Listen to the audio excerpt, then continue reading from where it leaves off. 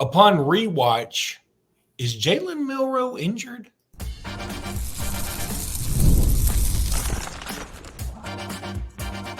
You are Locked On Bama, your daily podcast on the Alabama Crimson Tide. Part of the Locked On Podcast Network, your team every day.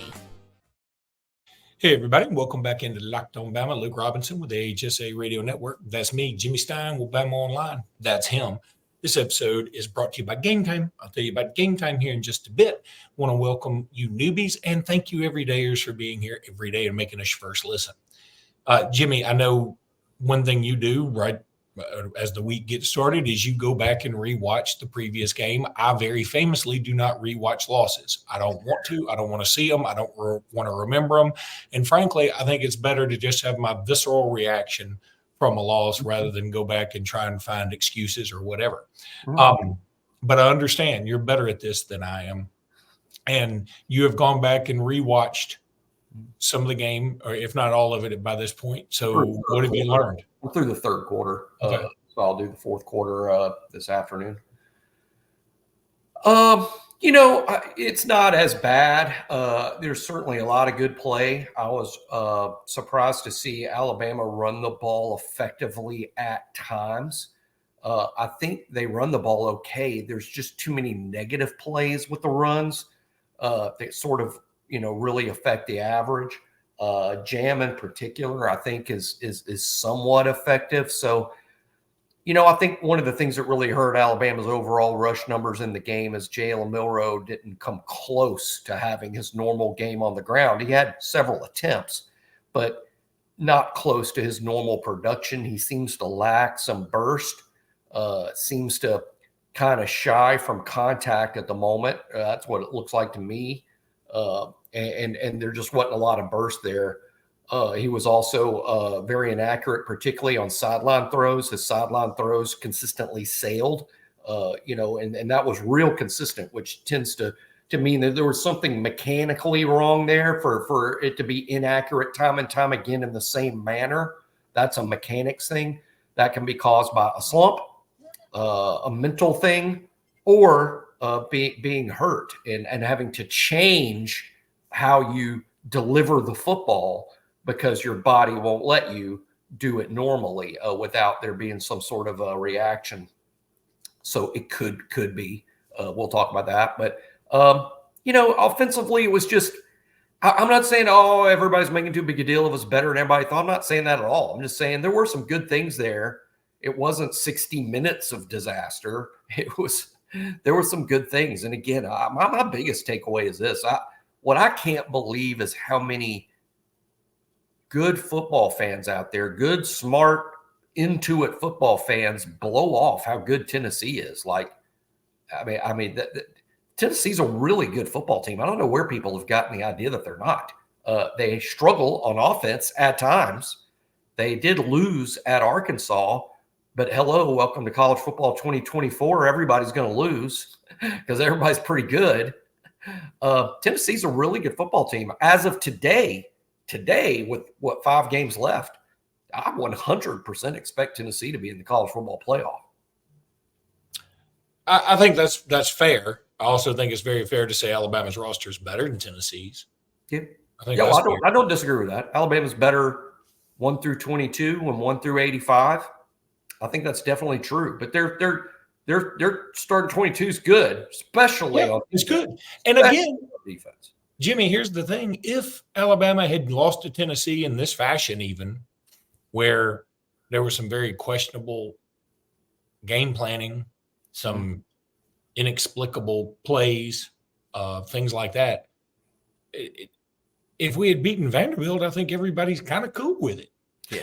The Tennessee loss is the importance of it is exacerbated exponentially by the fact that we lost to Vanderbilt. I mean, it all comes back to that. And again, had you beaten Tennessee on the road, that's where the Tennessee thing gained even more importance. If you beat Tennessee on the road after losing to Vanderbilt, I think people can say, okay, Vanderbilt was a huge slip up, and Vanderbilt's in the top 25 now, so it's not the worst thing that's ever. Yeah, it is. It's still the worst loss that Alabama's ever had, if you ask me, in a sense. It's getting at the time it was. It's getting to be less that because this team may not even be playoff worthy. So, well, one thing I'll say right now about the Vanderbilt loss, because let's go ahead and say this because it's going to be said. I worry this is going to be said 100 times. If you're looking at this season, guys, like 9-3 means you're not in the playoff, and 10-2 means you are. And I know a lot of people look at it that way. I think that's incorrect. I think it's mostly that could very well be the case. It's probably the case. It's just not definitely the case. But let's just say 10-2 gets you in, 9-3 leaves you out. If Alabama loses in Baton Rouge to LSU, which is very realistic that could happen, obviously, if Alabama loses at LSU and goes to 9-3, Alabama will be theoretically out of the playoff, and people will just bitch and moan and scream about, I can't believe you lost to this average LSU team in Baton Rouge with the season on the line. No, it wasn't the loss in Baton Rouge. It wasn't the loss in Knoxville. It was the loss to Vanderbilt. That's why you're not in the playoff. The loss to LSU don't get you out. The loss to Tennessee doesn't get you out. That loss to Vanderbilt did. If it should play out that way. So, first of all, the number one thing people need to do is really root for Vanderbilt to continue to win. The Tennessee-Georgia game, I'm not really sure who to pull for. I guess Georgia's going to win the game, so it doesn't matter. And it may be better for us that Georgia wins because then our one big win looks even bigger. Now, and now in terms of Texas A&M, LSU, I don't know who. I guess I'm on board with LSU winning. It doesn't really matter again because LSU, Alabama. If LSU loses this weekend. And by the way, we're just glossing over the fact that Alabama could lose this weekend. We're glossing over that. But I certainly don't mean for anybody to take it for. I do not take a win over Missouri for granted at all. I'm predicting right now 60-minute tight game down to the end. Yeah, me too. But let's tend like Alabama beats Missouri, and let's tend like A&M beats LSU, which I think. Those, according to Vegas, are the most likely scenarios. Then an off week, and Alabama LSU is a playoff game. It really is. It's going to be a playoff game. It may not play out this way, Luke. It may not play out this way, but it's going to feel like winner of Alabama LSU in, loser out. It will feel like that, and it will be, I think, portrayed as that. To me, there's just too much football left after it to know that, and people shouldn't be adamant and shouldn't feel like, hey, 100% this is a quote play-in game for the playoff. But I get it because again, I think there's a real dividing line between 10-2 and 9-3 for people, and that could prove to be the case. Normally, in most years, it would, but not every year. And this is kind of a crazy year. I think there's been some chaos, and I think there's some real chaos to come. I think even in the next 2 weeks, I think we'll be surprised at how many top 25 teams lose this upcoming weekend. I think there's 4 or 5 matchups of top 25 teams. So that's five losses right there. And some ranked teams, Luke, play very losable games to unranked teams this weekend. And I wouldn't be surprised to see 8 ranked teams lose just this weekend. Just really quickly, ESPN has put their bowl predictions out. Both of their experts, Bonagura, whoever that is, and Schlabach. God, I challenge anybody to spell both of those correctly without looking. They have Schlabach. That's Mark Schlabach, right? Yeah, but they have both predicted Alabama. Schlabach. Yes, now do Bonagura. Okay. Is he related to that festival in Tennessee, the outdoor festival that's near Nashville? Yes, it's great. Yeah, I got accidentally roofied there one time. You did? Not accidentally. I think somebody just wanted me to chill out. Anyway, they predict Alabama in the SRS Distribution Las Vegas Bowl, both of them in Las Vegas, obviously, in Allegiant Stadium at 10:30 at night Eastern on December 27th, and they face off against Arizona State, where my son is going to school right now. Let me get this straight.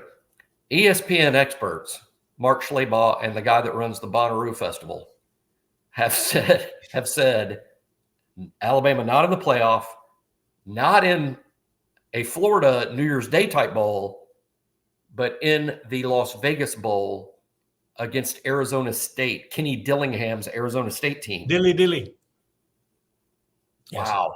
Here's that's how we know this here's is rock bottom for the new age Alabama. Opt out. If that happened, opt outs galore. Yeah, including me. Lots of Alabama fans will travel. Yeah, there's no doubt there will be some opt-outs on that. My mind is boggled. My mind is boggled over that. It could happen, and it could happen. Let me tell y'all about Zybotics. You heard me knock something over earlier. That's this right here, this little thing right here. And Lord knows I needed it. And very luckily, they sent us a sample. And I took it before the Tennessee game because I knew I might be partaking in some adult beverages. And I was, several of them. Mostly Trulies, a few beers, maybe even a high noon, and then something much stronger. But Zybotics pre-alcohol probiotic drink is the world's first genetically engineered probiotic. It was invented by PhD scientists to tackle rough mornings after drinking. Here's how it works. When you drink, alcohol gets converted into a toxic byproduct in the gut. It's this byproduct. It's not dehydration. That's to blame for your rough next day.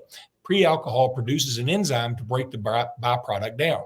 Just remember to make Zybotics your first drink of the night. Drink responsibly, and then you'll feel better the next day. I did. I loved it. You give it a whirl. I'm telling you. I know that, hey, some of y'all are like, I don't even get hangovers or feel bad next day. But when you get older, you will. And maybe even if you're younger, you already do. Give this a whirl. Go to Zybotics.com/LockedOnCollege to learn more and get 15% off your first order when you use code LockedOnCollege at checkout.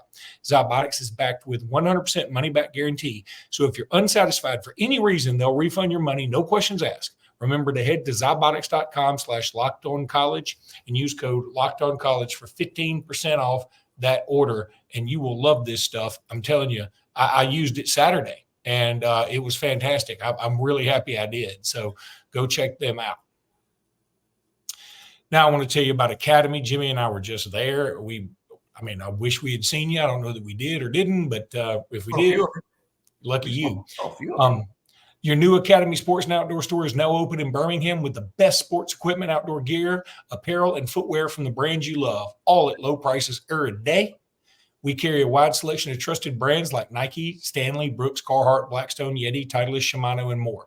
Academy has everything you need to gear up for fun, camping, hunting, fishing, tailgating, running, exercising, and much, much more. Your new Academy Sports and Outdoor store is located at 4610 US Highway 280 in Birmingham. It's right where that old Best Buy used to be. If you know anything about it, in the Target Shopping Center on 280, you can't miss it. And you know what? Next time you go there, you may even run into Jimmy or me. Okay, so one thing that came up after the game that a lot of people noticed, there were some videos put out there pregame of Jalen Milroe warming up, and he had sort of a limp. Here's the thing. After the game, it's a limp. Before the game, you're probably like, he's got a strut. Because it's subtle. It's not like, it's like, hey, I'm the man kind of walk for a minute. But after the game, when he played so poorly, and make no mistake, he played awfully. He played horribly. It was as bad of a game as Jalen Milroe has had as a starter, period. I'm not trying to kill the kid. I'm calling it like I see it. After the game, you're looking for reasons to go, why on earth did he play so badly? And how did he do things like overshoot Ryan Williams on a wide open play? And all Ryan Williams had to do was beat one safety. If he makes that catch, and he's gone. But it looked like he may have had a bit of a limp, if not a slight gimp. So, Jimmy, is he hurt? Well, first of all, he wasn't on the injury report. DeBoer hasn't said he's hurt. Jalen hasn't said he's hurt. He doesn't appear to be wearing any braces. I know some people are like, he's not hurt for those reasons that I just stated. But but he's run the ball a lot. He's taken some big hits. I saw in the South Carolina game a particular hit in the second half of the South Carolina game that I thought was bad when it happened, and he hasn't played the same since. Players this time of the year, Luke, you're one of two things. You're injured and cannot play, or you are hurt and playing anyway. And I think people need to understand the difference between being hurt and being injured. Being injured means you have a literal medical issue that needs to be addressed, and perhaps you can't play. Being hurt means you're not 100% because something on you hurts. I don't believe Jalen Milroe is injured. I believe there's a good chance he's hurt. And by that, it would explain a lot and also make perfect sense based on how many carries he's had this year and based on the performance at Tennessee. I believe he's hurt. That's me believing. That's not me reporting. I believe he's hurt just based on watching him play. But that's my guess. Here's my thing.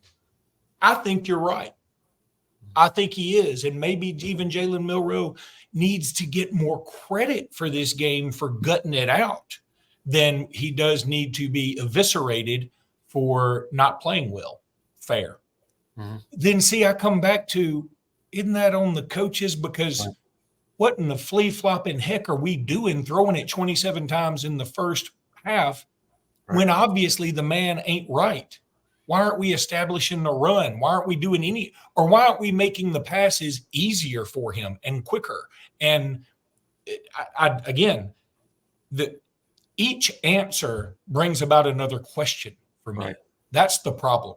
Well, here's, I think this is the way the coaches would view it. Certainly the way I would. And I think the coaches would too. Let's say that let's just, in this hypothetical, because it really is hypothetical. We don't know. Let's say Jalen's hurt and you're like, I don't think he's going to play at enough effectiveness here. Maybe we should go with Ty Simpson. Ty would be making his first start of his career on the road in a most hostile environment possible in the home stadium of his boyhood favorite team. And they have an elite defense, and a ferocious pass rush. You really would have been throwing Ty to the wolves, considering the fact that most likely, in all likelihood, Jalen Milroe is going to be in the NFL next season and Ty Simpson's going to be your starting quarterback. There is a lot to the idea that it would be a bad idea for Ty's first start to be a 6-sack, 3-interception, disastrous loss.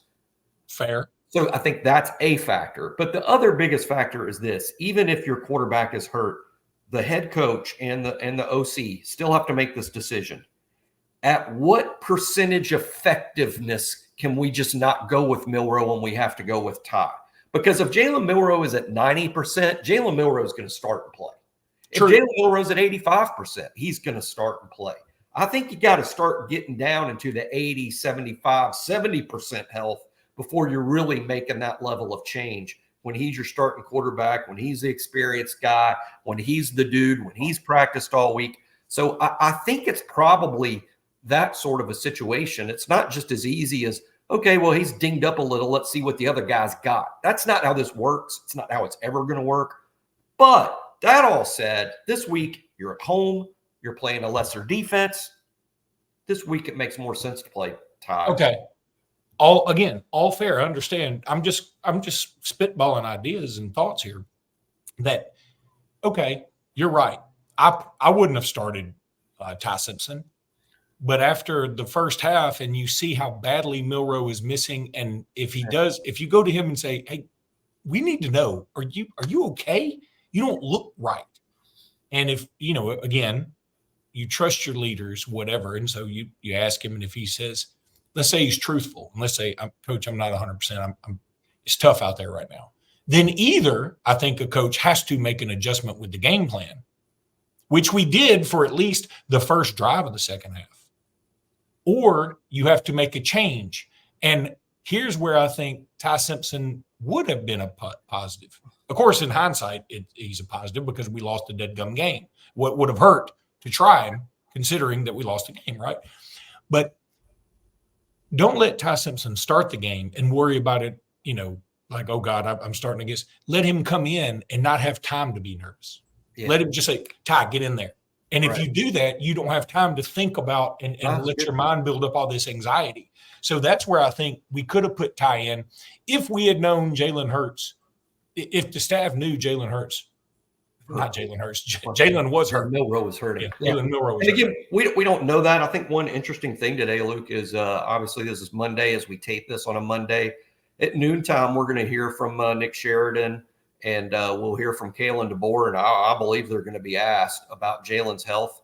It'll be interesting to see how they answer that. It will be interesting to see if Jalen Milroe is on the injury report that comes out on Wednesdays, the availability report that they're required. And some people, by the way, this is just a part of what we do here on this show is we do just a small percentage of the time actually educate people as to rules and things and how this works. Some people are saying Jalen's not hurt. He wasn't on that injury report. You're not required to list everyone that's hurt on the injury report. The injury report it's called availability report for a reason. It's an availability report. If Jalen was hurt but was going to play, period, no rule requires him to be on that list. If Jalen Milroe was going to play, that was the plan all along. He's going to play. He does not have to be on that. That injury report is for players who might not be available. Okay? The players who are available and playing, not on the report. Players who might not be available make it on that report. So that's why Jalen wasn't on the report and could be, like I said, playing hurt. I mean, an injury is a torn ACL. Hurt means it's hard to breathe. Hurt means I'm Luke Robinson every morning. I got hit in the ribs and I can't breathe. That's being hurt. Want to tell everybody about game time, because what time is it? It's game time. And you know what? You want to go get you some Bama, Missouri tickets? Hey, it's a good time to go get them because they're going to be a little cheaper this time, bruh. And it's at 2:30, and it's going to be on ABC. And, the weather's going to be nice, I think, and it's going to be great. Go check out the game. Use Game Time. Use code LOCKEDONCollege for $20 off your first purchase with Game Time. I've used it for everything. I don't even look at the live reads anymore because I'm telling you all the truth. I used it for the Utah Jazz game recently. I've used it for Major League Baseball, World Series, college baseball, concert tickets, everything. I've used it for college football, NFL, everything. I love it. It's so easy, and you can see where you're going to be sitting, and it makes the world of difference. And it's the best customer service I've ever dealt with. I just love it. Go check out Game Time. Use promo code LOCKEDONCollege for $20 off that first purchase. And even if you have already used it before, you're like, well, I'm not going to get the discount. Okay, but you're still going to get the best prices guaranteed. So go check out Game Time and get your bad self down to the Missouri game and watch the Tide roll. Let me ask you this, Jimmy. Obviously, a lot of negativity surrounding the program right now, especially on message boards, even on this podcast sometimes, and especially on other podcasts. We're trying to call it like we see it. We're not trying to necessarily be negative. Yeah, I'll call out a dude's shirt every now and again, but that's about as negative as I'm going to try and be. But does negativity on the message boards really affect recruiting? I see so many people talking about it. It's been a thing with Auburn people here recently. They're like, this class isn't going to stay together if we don't stay together as a family. And I don't think message boards really affect one way or the other. Two things. There's a lot of factors when it comes to recruiting and kids making a decision. Do I believe that posts from fans on message boards, is it a major factor in a kid's decision? No. I've never, I can't recall a situation of hearing about that, hey, I was all set to go to LSU, but I didn't like what I read on their fans boards, so I'm going somewhere else. I don't think it's a major factor. I'll tell you what major factors are: NIL, relationship with the coach, relationship with your position coach, history of preparing players to go play in the NFL. Those are some major factors. But does negativity on a message board affect recruiting? I would tell you overwhelmingly it absolutely affects it. Now, is it a swing thing? Is it a massive factor? Probably not. But it really is common sense that it does have an effect. No question it has an effect. First of all, they do read it. That is a fact. Y'all can say, oh, these kids are too busy, but I don't know what planet y'all are living in when you think kids stop wanting to see their name in the newspaper. Does everyone out there remember when you were young and your name would be in the newspaper for the first time and you couldn't wait? Wow, my name's going to be in the newspaper. Remember that? That hasn't stopped just because there's no more newspapers. Kids, if there's something being said about the kids, they're going to read it. And I will guarantee you their parents are reading it. That's just a fact. So it is read, it is seen, and there is an effect. Luke travels a lot for work, and I'll explain the effect. It's pretty easy. Luke goes to Salt Lake City for work, and he's like, you know what? I'm in the mood for pizza. I want pizza, but I'm in Salt Lake City, and I've never been here before. So what's he going to do? He's going to break up the Google, and he's going to say, best pizza restaurants in Salt Lake City, and Google's going to give him 4 or 5 places. And let's say a couple of those places on the website, there are negative remarks from people who've been there. The pizza here sucks. It's dirty. I saw rats. Whatever, the manager's rude. Oh, that's those negative effects. It's going to affect which pizza place Luke chooses. If he doesn't know much and he's learning all he can, he sees negative remarks, he's probably going to go to the place with the lesser negative remarks. Now, that's an over-exaggeration, but it's the point. Yes, it has an effect on recruiting the same way that would have an effect on which pizza place you're picking to eat. So, yeah, negative recruiting is absolutely not good. Is it determinative? Probably not. Wanted to throw a few things out there. The spreads for this weekend. Alabama's a 14-point favorite at Missouri. Alabama's still getting the Bama bump on the spreads, I can tell you that. Because 14 points seems like a lot against this Missouri squad, assuming that Cook is healthy. Missouri's just a different team with him at quarterback. I mean, if Cook doesn't get hurt, I think Missouri beats Auburn maybe even handily. But because of the backup quarterback, it was an issue for a while. And then, when Cook comes back in, they end up beating Auburn. Some other things out there that are just interesting to me. UCF, who can't buy a win right now, no matter what the score is, they are a 1-point favorite over number 11 BYU. That's nuts to me. That makes no sense at all. So take UCF. Yeah, exactly. I mean, that is it makes no sense. I was mad at UCF for blowing that game against Iowa State. It makes no sense. Well, I don't care. I'm not gambling. I'm not gambling on it. I don't have a dog in the fight. I'm just watching the score. To be honest, all I saw were the highlights. But they had that big lead, blew that lead, and Iowa State wins at the end. I was like, Central Florida, you've got to be kidding me. Yeah, and again, that affects Alabama in the Way sense to go, that, Gus. Yeah, that affects Alabama. Gus is still haunting Alabama all these years because that affects Alabama because you don't even want there to be an issue with 2 Big 12 teams getting in. Yeah, and I think what you want if you're an Alabama fan, now that you got 2 losses and you could very realistically end the year with 3 losses, if you still want to be in the playoff and have a playoff shot at 9-3, it's going to take one thing: chaos. There needs to be some level of chaos for a 9-3 SEC team to get in. So that's what you need to be rooting for. And the undefeated teams continuing to win is the opposite of chaos. I'm going to say it again. We don't need to go to the SEC title game if we win out. I mean, and again, this is a big if at this point. We're not sure we're even going to win this weekend. So if we do, if we're fortunate enough to win out, and beating LSU on the road seems like a very difficult task. If we're fortunate enough to win out, I don't want to go to the SEC title game. Now, I don't think we would anyway because of the way it sets up, but I don't want to. I don't want a chance at another loss. Yeah, I get what you're saying. And I don't disagree at all. I just want Alabama to play Missouri and play better. All I want Alabama to do, boy, how about this for a low bar? Beat Missouri and look better than you did against South Carolina. Because to me, that's what this game is. To me, South Carolina is a good team, and Missouri is a good team. I'm not so sure that Missouri is much better than South Carolina. I think they're probably about the same. They're different. But in terms of how good they are, probably about the same to me.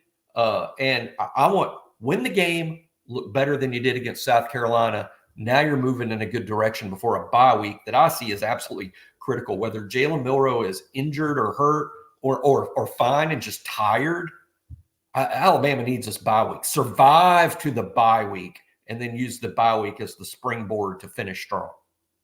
All right, that's going to do it for today's pod. We'll be back tomorrow with more. Until then, roll tide, everybody. Roll Tide.